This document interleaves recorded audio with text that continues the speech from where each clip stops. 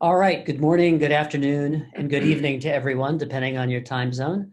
Again, I'm Rick Bilodeau, and I'm pleased to be joined here by Yotam Spencer, Head of Data Engineering at WalkMe. Yotam has been kind enough to travel all the way out here from Tel Aviv, although he really didn't come to visit us. He just happens to be visiting the local office. We thought we'd grab him and have him give a quick chat and some of his insights about WalkMe's experience with doing user behavior analytics as a core part of their product based on Druid and Imply Cloud. Before we get started, just a few administrative notes. First, yes, we will be recording, and we are recording the webinar so that, and we'll send you that recording afterwards. Secondly, you'll see in your Zoom controls, there's a QA button that you can use. We will be taking questions after we've finished our conversation with Yotam. So use that to submit your questions, and then we'll read your questions and have him respond to them. And then lastly, if you're having any sorts of technical audio or visual issues related to Zoom, you can use the chat box there, and we'll help to resolve them sort of in real time as we're going through things. With that, I'm going to, it's gonna be fairly conversational. Got a series of questions that I'm gonna sort of talk to Yotam about, where he'll kind of explain his architecture, the benefits he's getting out of Druid and Imply Cloud, and give you some insights into how they made the decision, what they've been using, and what sort of specific benefits they're getting from the solution. And while we're doing that, we will, excuse me, there we go. We'll just have this up because one of the first, if you could just introduce yourself, Yotam, and tell us a little bit about yourself. Yeah, so thanks for having me. So this is my 6th year with WalkMe. At the time, we were only a small group. We could just fit in a single room, small R&D. There was no real data engineering team, so it was just software development. And with time, we built the data engineering, and here we are today. So how big is the data engineering team right now, roughly? So there's, I believe, 7 or 8 of us together in 2 teams, one in Tel Aviv and one in Kiev. Okay, so terrific. Could you talk a little bit about WalkMe? We have the slide up here that sort of shows, sort of the progress the company's made, but tell people a little bit about what you do. Yeah, thanks. So I'll try not to pitch it out. So we are engineers after all, but basically what WalkMe does is we develop a digital adoption platform. So if we break down the buzzwords, what that basically means is a platform that can make any software adapt to humans as opposed to the other way around. And I'll give you an example. So imagine your company and all of the SaaS applications that you use today. You probably have a CRM like Salesforce, or HCM like SuccessFactors, or Workday, financial systems, and so on. And even at small to medium-sized companies, you can imagine there's dozens of these applications. And it doesn't matter if you're a new employee or a veteran one, an existing one. The processes on these applications get very, very complicated, and it's easy to make mistakes. So what WalkMe does is we build a UI layer on top of all these systems that basically guides you towards where you need to go or what you need to do. So it's basically like a GPS inside the application. And even, I think you had mentioned even across applications. Yeah. Workflow that crosses multiple. Yeah, so we can guide you between those applications as well. So any type of system you have, whether it's internal or external, we can build our assets on top of that. And now the question is how we do that. Like, how do we even know how to solve these problems? Like, where are the pain points in the applications? And this is the exciting part for me. That's what my team does. So we collect user behavior data across all these platforms, And using this data, we can understand where are people having trouble, right? Whether it's employees or customers of our customers, so end users. And based on the information we have, we can build the different WalkMe assets to guide you through the application, basically increasing employee productivity, conversion rates, lower support, employee training, and so on. Yeah, fantastic. And some very well-known companies on this list, of course. So that's sort of a testament to what you've been able to accomplish with the platform. So terrific. So let's go a layer deeper then, so that with that understanding of the value WalkMe is providing to its customers, how does the data, obviously this is a very data-driven business. So if you talk a bit about the data you're dealing with and how you handle it and how that's evolved maybe over time as well, in the time that you've been there. Yeah, so there's typically two types of data that we look into. The first one is any data related to WalkMe assets. So any type of interaction you had with our application, that UI. So that's one. And the second one is what's typically called user behavior. So what are you doing on the application? So clicks and mouse movements and that sort of thing. And you can imagine this is obviously time series data. So we take a user's behavior over time, and we start understanding what you're doing, what are the commonalities are between people. And it made sense for us to store this data in Druid, all things considered. So, yeah. Okay. Is there third-party data that's also brought into the process besides through the customer data? Yeah, so we can identify end users based on various ID types, and our customers have the ability to also enrich that data.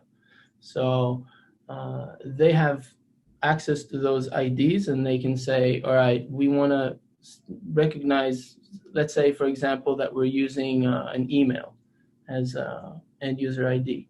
The customer can then say, based on this email,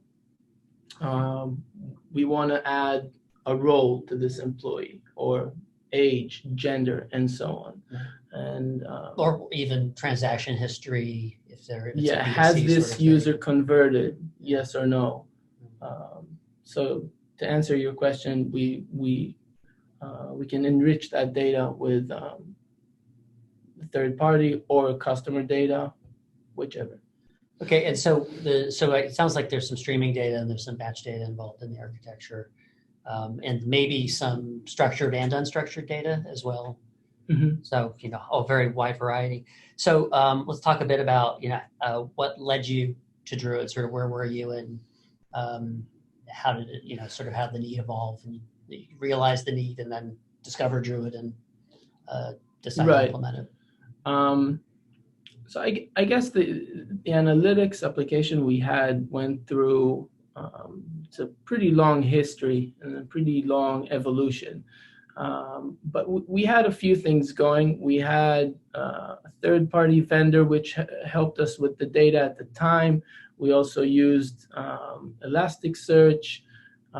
We still use it to this day, but we knew even at the time that it wasn't going to scale, right? So I think it's a great technology, but for our specific use case, it wasn't going to do. So it's a funny story. I was sitting with a friend of mine, and we came up with all these buzzwords. Like, what do we need? It's a real-time analytics application. We need ad-hoc queries. It needs to scale into tens of billions, hundreds of billions of events. So if you put all of that in Google, what do you get? And so the answer came pretty quickly. We did benchmark a few other time series technologies. We looked into Influx and ClickHouse and sort of the Druid competitors, but the Druid community seemed the most lively, and we started playing around with it, and it just seemed like a great fit. So maybe at this point, it'd be good to, I know you have a slide here for architecture. It might be good to sort of walk through a bit about what the architecture looks like from end to end. And you can obviously talk about this or anything that's attached to it as well that maybe isn't on the chart. Right. So what you're seeing here is, I think, is a pretty classic data pipeline. So we have our collection service, which basically just adds all of the events into a queue, and then we have a real-time ETL component which filters and sorts the data a little bit, also enriching it, not necessarily with the third-party data that I talked about previously, but just metadata and things like that we have, like GeoIP, things of that sort.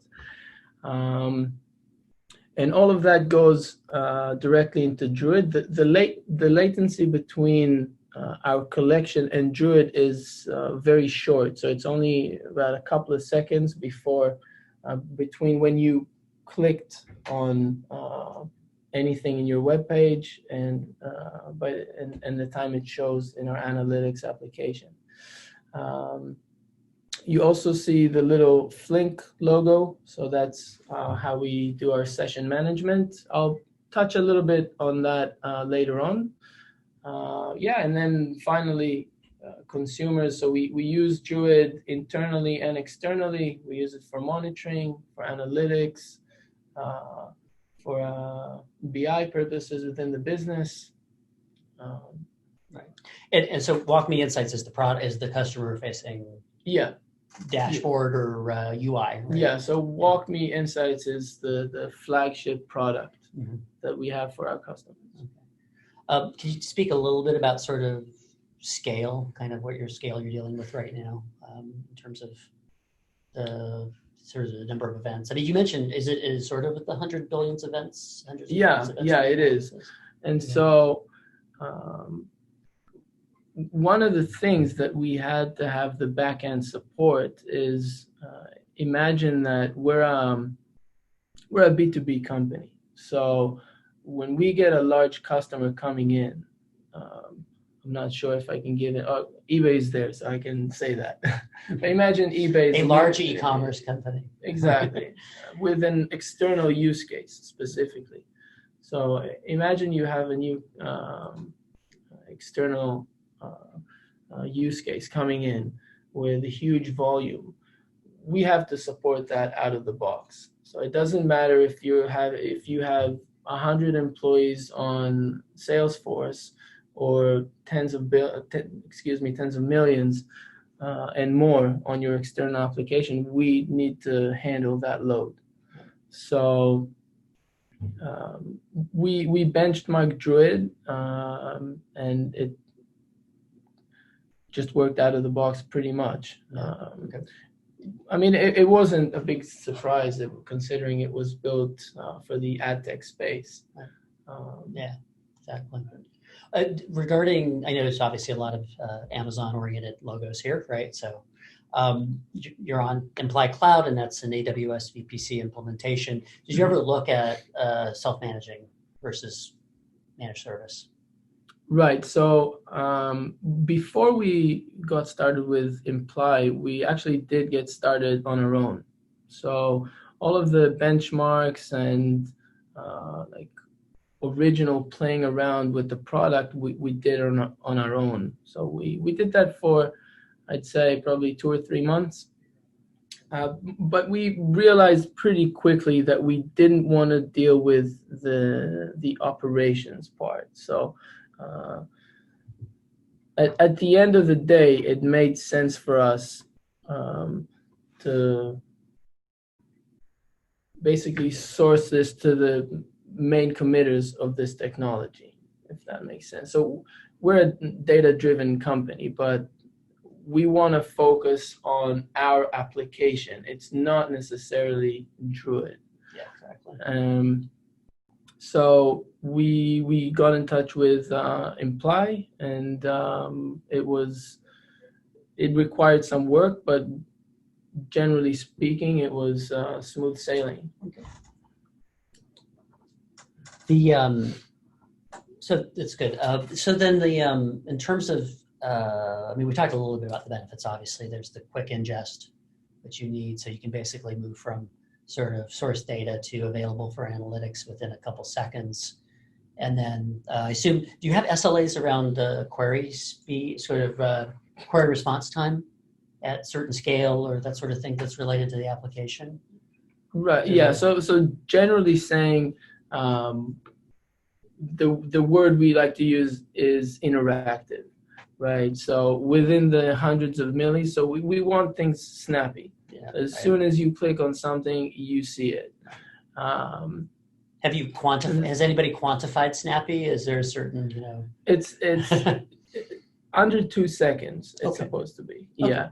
Having said that, for large customers, we keep a year's worth of retention. So when there's a relatively complex query over a long interval, like say a year, right. Then product-wise, I hope no one from product is listening to this, but it can take a few seconds, but that's okay.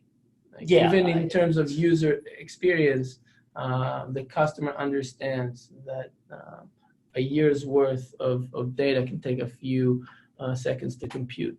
But if we're talking about last week's events, last month's, last quarters, and so on, it should be really snappy, like within a second or two. Okay. I'll let you maybe speak to this. Since I had looked ahead. Okay. Yeah. So let's talk about this slide a little bit. This query. Yeah. So this is what is this relating to? So this is jumping ahead a little bit, but that's fine. We can get going with that. I think that the majority of the queries we do on Druid are pretty classic, right? So different aggregation queries, averages, medians, and so on. But one of the things that really worked well for us was using Bloom filters, and this is sort of the classic solution when Bloom filters are not available. So let me take a step back and sort of explain what we're doing. If you go back, actually another slide back to the architecture,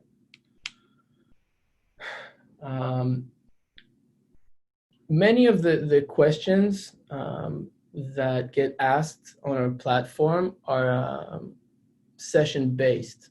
So what does that mean? Like a common question is, for example, what is the session duration of our employees on Salesforce?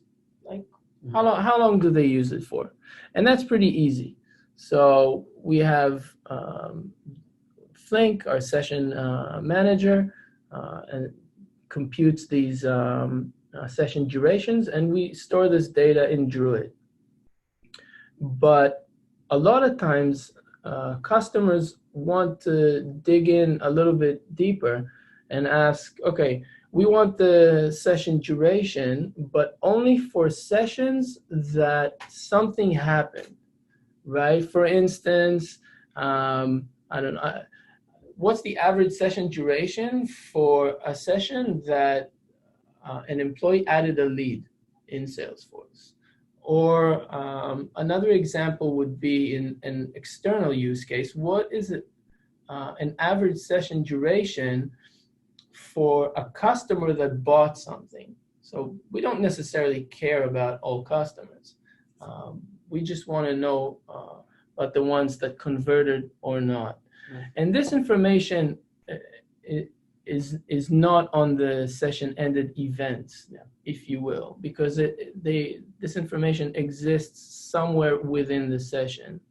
So if we jump over to the next slide, the classic solution to this use case is basically an inner query. So you'd say average session duration from sessions, where, and then you'd look for all of the sessions, session IDs where that event happened.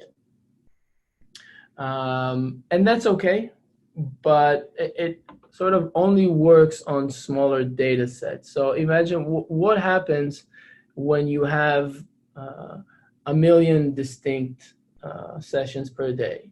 How are you going to do this interactively? So this brings us to Bloom filters. So I can just read this out because it explains it pretty well. So a Bloom filter is a data structure designed to tell you really fast whether an element is present in a set.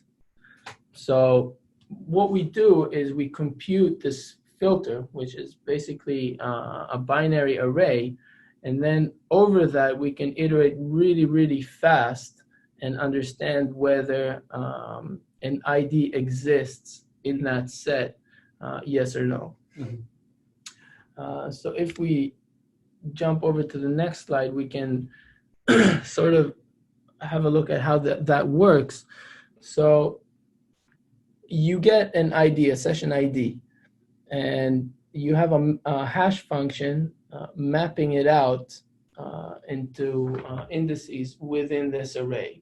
And the size of this array is fixed. Mm-hmm. So there's a little bit of tuning involved in order to get it to the right size, but we can leave the low-level stuff out of this for now.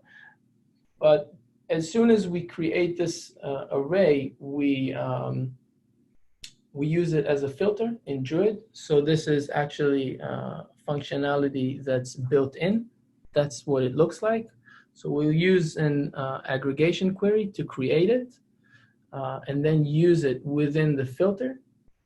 And this is basically what gives us the super interactive response times. And we benchmarked this, and so it looks like that. What you have on the x-axis is number of IDs. So you can see that for huge data sets, it's not practical to use an inner query. Mm-hmm. And that's where we use the Bloom filters. And yeah, that's how we do the complex filters on our application. Yeah. Very good explanation too. I hope so. Yeah, you know, it's one of those things. You have, as soon as you get your hands dirty with it. Powerful. Yeah. It's a very powerful functionality. So it sounds like generally the benefits you're getting are not just the sub-second query response on sort of what we might call the single table OLAP queries, but also this ability to, determine this kind of cross data set. Yeah, and the sort of security that we know we can scale. We know we can make this work for huge data sets. Yeah, and I think not a lot of people know about this feature, and it's from what I've read about it. Well, it's fairly new even to Druid, but it's been in Druid for a couple of years now. Yeah, I think we're one of the earliest adopters of this technology. As soon as we were testing it with you guys during implementation, and as soon as it was out, we adopted it. Yeah, it's also. People really trying to understand it. It's highly mathematical. It's sort of higher order math, and so So the little caveat, not little, but one thing that you do need to be made aware of, and I didn't really touch on that it is you have false positives. It's an approximation. Right? Yeah, it's an approximation, right? But for us, it made sense on huge data sets. And we tested this with long running jobs. It gets to about 0.5%. Yeah. So it really is okay when you're dealing with millions and millions of IDs. Yeah, you're making a trade-off of essentially a fairly bounded probability of a false positive, because you can tune it, right, to bound it to 2 or 3%. I like to compare it to the hyperlog implementation in product-wise, that is. So we obviously use that as well, and it makes sense for us to use approximations there in order to have the interactivity for our customers. So it also makes sense in this case. Yeah, great. So then I think, just would be interesting to know, kind of future plans you have in mind for Druid, or plans you have for how you deploy on the cloud, those sorts of things, just in terms of the overall, or anything related to the overall architecture. It doesn't need to be a Druid or Imply innovation, just more of kinds of technologies you're thinking about implementing that aren't in place yet to continue to enhance what you've got. Well, of course, the product is always growing, and there's plenty more technologies outside of Druid and other features in Druid we want to implement. One thing I can, I wasn't going to talk about this, but we can sort of wing it. Sure, that's fine. Is in 3.1, I hope it's in 3.1. We didn't. There's the bitmap indices tuning that we were sort of eyeing. So as probably many of the listeners know, Druid uses bitmap indices behind the scenes for performance, but in some queries it doesn't actually work very well. Specifically for us, when we're doing regular expressions in queries over dimensions with high cardinality. So there's the way we work around that today is we have to duplicate the data. So some of our columns we have to create without the indices in order to query them and get good performance with regular expressions. And we'll have that duplicated data sets, and when we need to use selector queries, we'll query that. And so at the end of the day, we have to double our storage for this. So in 3.1, there's a great feature coming out that basically enables you to control filtering using the indices. So you can tell the query whether you want to use it or not, and this way, well, for us personally, we won't have to duplicate the data, and we're talking about huge volumes here, so it's going to be a huge cost saver for us. Right. So that's, in terms of plans for the future, that's one thing that we're really looking forward to. I believe it's already out, but we haven't upgraded yet. So yeah, okay. Yeah.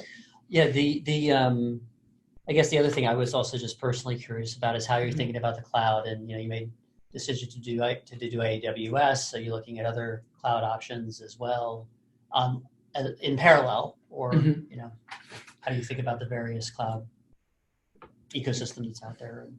Yeah, I mean, personally for us, it's more work, to be honest. Yeah, sure. But the thing is that many customers demand it. So not all customers want to be on Amazon. So we have requirements to go on GCP and Azure and so on. So I guess I'll shoot the ball back to you and tell you that we need to make that happen. I think it's fair to say we have plans for those platforms as well. So. Yeah, so as soon as you do, we'll probably be early adopters of that as well. Yeah, fantastic. Great. Good. Terrific. That's sort of the end of the questions I had. I don't know if there's anything else that popped into your mind while we were talking that you'd want to say anything about, but if not, then probably take a look at sort of what's going on the question front. I'm going to, for people to, since the performance slide, maybe we'll just go back to the WalkMe slide to remind people of that. So one question, some questions here. So one question we have here is, so for your implementation, sort of as it stands now, and it's probably always growing, you can say anything about sort of the node count and the instance size on AWS that, well, I guess that's more a question for me. Think about it, because you may not know actually. Or, yeah. So what's the question? Like how many? Just about sort of the instant, yeah, sort of how large is the implementation on AWS? So we have we run it on a few different regions for customers in both in the US and in Europe for GDPR reasons. I'm sure that's a pain point for many people listening. Yeah. And we run some clusters with tens of machines and others with over 100. So again, we need to support a year's worth of retention. So yeah, there's a lot of data in those clusters. Are the regional requirements? I mean, are they almost always performance related, just latency related, that people want a fairly locally located instance, or is some of it about data sovereignty and things like that, or where they are? Just curious. So what's the question? Oh, just about why folks make the choices for, or how does WalkMe make the choices for where the location of the clusters for various?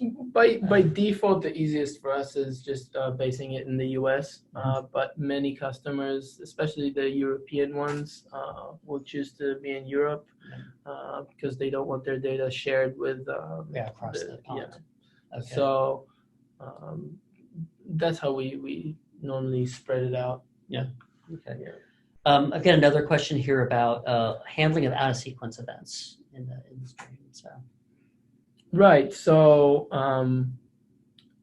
we didn't really reflect on that in the. I'm gonna jump to the architecture. Yeah, in the slide, because it didn't really make sense to put it there. But we have a pretty classic Lambda architecture when it comes to Druid. So all the events come in real time, but they're also sorted and stored in our data lake. And we have various types of batch jobs which backfill our data with late events that couldn't get in real time. And we also use those batch jobs to improve performance. So we'll do compaction and sort of do different sorting within our segments and stuff like that to increase performance. Right. So that's within the ETL, and is this Amazon and so the ETL. So we have two ETLs. What you see on the slide is the real-time ETL that goes straight into Druid, and what you don't see is the offline ETL that we use for sorting and batching back into Druid. Basically, that's how we handle the late events issue and. Do you know what tool you're using for that? Is it part of the Amazon ecosystem? Or? Yeah, it is. So we use both there's the different Firehose ingestions in Druid and like Kinesis Firehose and MapReduce, and we're hoping there'll be a Spark ingestion soon as well, but we'll see what happens. Very good. Okay.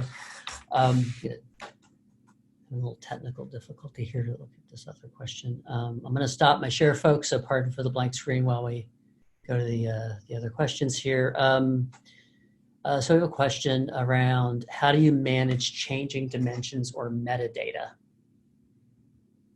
Changing dimensions or metadata. So I'm not sure. I think it's schema change. I think it feels like schema change, like kind of a schema change question. If there's some sort of source data, additional field added, or from a product point of view, you want to add a field, how do you manage All right, that? so adding columns in Druid is pretty easy, right? So we actually have over 100 columns. So we have a system that sort of manages that. But as soon as a new column comes in, it's really easy to add. If the question refers to changing values, then there's no real magic behind the scenes. We have to readjust. Yeah, I think it's more about the dimension, yeah, the schema structure of the data. Yeah. Another question was, do you have history servers tiered into hot versus cold, and how do you do that? Yeah, so we have different tiers. The first few months we keep a high replication factor, so that's our tier 1. And then the historical data we keep on tier 2 with different instance types as well.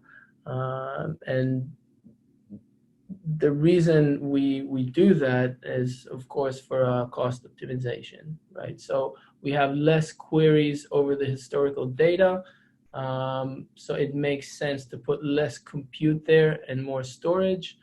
The majority of queries happen on tier 1, so we keep more compute power and a higher replication factor there.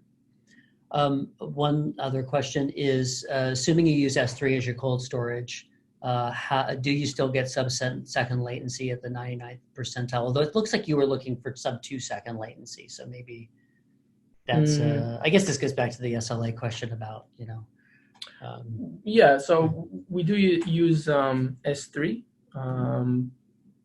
but again, so we ingest from there to Druid, right? So Druid reads directly from disk or memory, depending.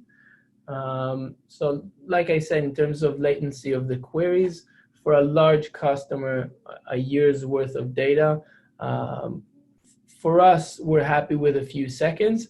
Having said that, at the end of the day, it's a product versus cost decision. So if product came to me and said, listen, we need to make this happen faster, then at the end of the day, it's just more compute power.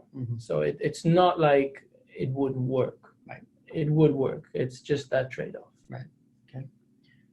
Good. I think so that's it for the questions, and I'd like to thank you again for. I know you just flew out. Well, you landed yesterday morning, right? So I really appreciate. You must be somewhat jet lagged, and a little bit. It's it's late evening. It's not quite the middle of the night, but you're probably a little bit sleep deprived. So I really appreciate you doing this with us. And again, to everybody out there, thank you for attending. And there will be a recording sent out so that you have access to it in the future. Thanks again, Yotam, and Thanks everybody. for having me. Thank you. Have a great day or evening, as the case may be.